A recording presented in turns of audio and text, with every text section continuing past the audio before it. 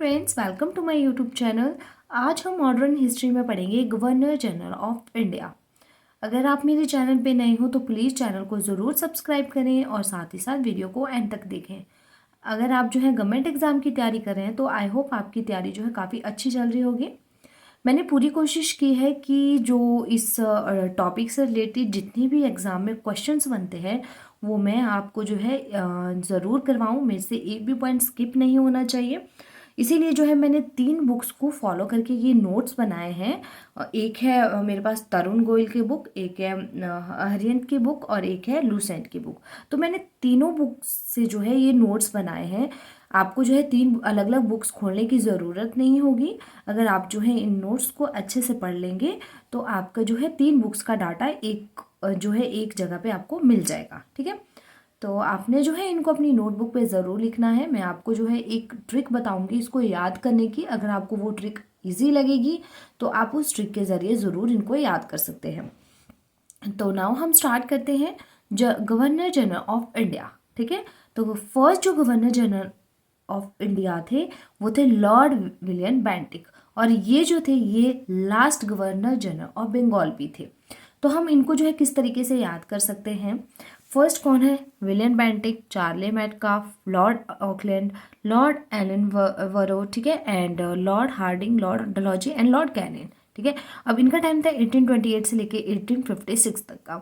अब इनको आप किस तरीके से याद कर सकते हैं? देखो, बेसिक है बेंटिक, भाई मैं और एलन हम दोनों चले जाएंगे। ठीक है, अब इस तरीके से आप याद सकते हैं। बी से हो गया बेंटिक, भाई से बेंटिक, मैं से मेटकाफ, ए से ऑकलैंड, एलन से एलन वेरो एंड हार्डिंग से हम दोनों से डलहौजी एंड कैरन से चले जाएंगे। ठीक है, भाई मैं और एलन हम दोनों चले जाएंगे। तो आप इस तरीके से इनको याद कर सकते हैं। ठीक है, और नेक्स्ट है हमारा, अब हम पढ़ेंगे लॉर्ड विलियम बेंटिक के बारे में। 1828 से लेके 1834 तक का इनका टाइम पीरियड था। टाइम पीरियड भी आपने ज़रूर याद करना है। आई नो कि ये काफ़ी टफ होता है कि हम जो है डेट्स हमें याद नहीं रहती है, बट आपने अपनी पूरी कोशिश करनी है कि आप जो है इनकी डेट्स को याद करें। ठीक है, अब इसके बाद है जो लॉर्ड विलियम बेंटिक के टाइम पे क्या क्या हुआ। ये जो थे last governor general of Bengal थे और first governor general of India थे। ये दोनों लाइनें तो आपने पक्का याद करनी है। ओके, अब इनको और क्या कहा गया है विलियम बेंटिक को?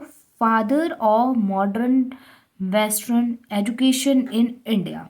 ठीक है, और इन्होंने जो है 1829 में सती प्रथा को ख़त्म किया था, और इन्होंने जो है ठगी, जो एक ठगी सिस्टम था कुछ, ठीक है, उसको जो है इन्होंने सप्रेस किया था इन 1830 में, और 1835 में इन्होंने जो है ठगी और डकैती विभाग में स्टेबलाइज किया था, जिसका सुपरिटेंडेंट जो है इन्होंने सेलमन को बनाया था। फिर है उसके बाद हमारा चार्टर एक्ट 1833 वॉज पास्ड। इनके टाइम पे जो है चार्टर एक्ट था, चार्टर एक्ट 1833 पास हुआ था। टोटल 4 चार्टर एक्ट है। ठीक है, तो वो हमने जो है पढ़ लिए हैं, तो इनको आपने पढ़ लेना होता है। इनकी डेट्स आपने याद रखनी होती है कि कब कब कौन कौन सा चार्टर एक्ट आया था और किसके टाइम पे आया था। तो इनके टाइम पे आया था 1833 वाला। ठीक है, अब इन्होंने जो है जो राजा ऑफ मैसूर था, मैसूर के जो राजा थे उनको जो है इन्होंने गद्दी से हटाया, और 1831 में मैसूर को जो है इन्होंने अपने कब्जे में ले लिया। फिर उसके बाद है इनके टाइम पे 1834 में आगरा प्रांत का फॉर्मेशन हुई थी, और क्या हुआ था? एक हुई थी ट्रीटी ऑफ फ्रेंडशिप इन 1831 में। 1831 में ट्रीटी ऑफ फ्रेंडशिप हुई थी, या आप बोल सकते हैं रूपनगर ट्रीटी ऑफ 1831। ठीक है, तो ये दोनों नाम आपने याद रखने हैं कि ट्रीटी ऑफ फ्रेंडशिप कब साइन हुई थी और किसके बीच में साइन हुई थी। किसके बीच में थी?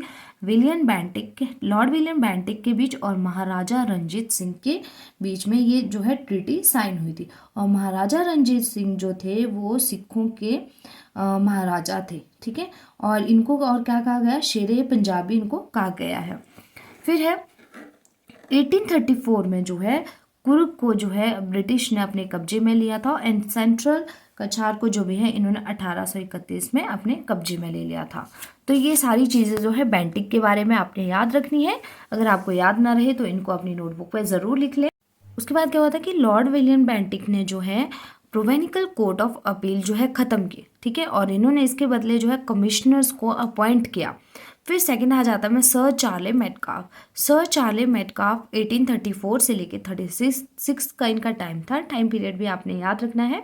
जैसे मैं बताया मैंने, भाई मैं और एलेन हम दोनों चले जाएंगे, मैं से आ गया मेटकाफ, ठीक है। अब इनके टाइम पे क्या हुआ था ये चीज़ें आपने याद रखनी है।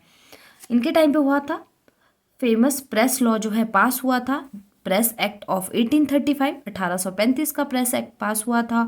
और इसको और क्या कहा गया है, लिबरेटर ऑफ प्रेस। तो ये इसमें एक ही चीज़ हुई थी सर मेटकाफ के टाइम पे कि जो फेमस प्रेस लॉ था वो पास हुआ था, ठीक है। उसके बाद है लॉर्ड ऑकलैंड, 1836 से 42 तक का टाइम पीरियड था। फर्स्ट अफगान वॉर जो है स्टार्ट हुई थी लॉर्ड ऑकलैंड के टाइम पे। और इनके टाइम पे जो है जो महाराजा रणजीत सिंह थे, ठीक है, जो सिखों के महाराजा थे, उनकी डेथ हुई थी 1839 में। और 1837 में जो फर्स्ट इंग्लिश गार्डन जो है tea garden, first English tea garden जो है स्थापित किया गया था छाबुआ इन असम में। तो ये आपने याद कर रखनी है।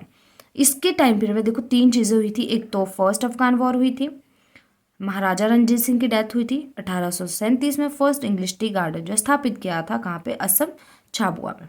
फिर है फोर्थ है हमारा लॉर्ड एलन बोरो, ठीक है, 1842 से 44 तक का इनका टाइम था। अब इनके टाइम पे क्या हुआ था कि जो फर्स्ट अफगान वॉर स्टार्ट हुई थी लॉर्ड ऑकलैंड के टाइम पे, वो इनके टाइम पीरियड पे खत्म हुई थी 1842 में। इन चीज़ों को जो है अपनी बुक पे लिख लीजिए, नोटबुक पे, क्योंकि ये जो है आपको एक बुक पे नहीं मिलेगी, ठीक है।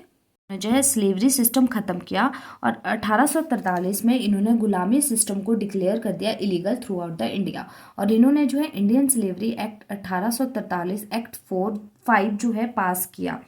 और जो ब्रिटिश गवर्नमेंट को जो है ब्रिटिश फोर्स को जो है वो लीड कर रहे थे चार्ले नेपियर, उन्होंने जो है सिंध को अपने कब्जे में ले लिया और ब्रिटिश ने जो है इनको first governor of Sindh appoint कर लिया। अब 29 दिसंबर 1843 में जो है एक ग्वालियर युद्ध हुआ, जो किसके बीच हुआ, ब्रिटिश आर्मी और ग्वालियर के महाराजा के बीच में हुआ, ठीक है। इसी के साथ अगर आपको मेरी वीडियो पसंद आई हो तो चैनल को प्लीज़ ज़रूर सब्सक्राइब करें, वीडियो को लाइक करें और मेरी वीडियो को जो है अपने फ्रेंड्स के साथ ज़रूर शेयर करें। साथ ही साथ अपनी फीडबैक जो है कमेंट सेक्शन में ज़रूर दें। आई होप आपकी तैयारी जो है अच्छी चल रही होगी एग्ज़ाम की, तो प्लीज़ कंटिन्यू रखें अपनी एग्ज़ाम की तैयारी। और साथ ही साथ जो है बाकी इसमें 3 बच गए, वो हम नेक्स्ट वीडियो में करेंगे। और इन आपने जो है ये अच्छे से करना है। लास्ट जो नेक्स्ट वीडियो हम पढ़ेंगे उसमें हम ये सारे जो है एक बार रिवाइज करेंगे। Okay, thank you.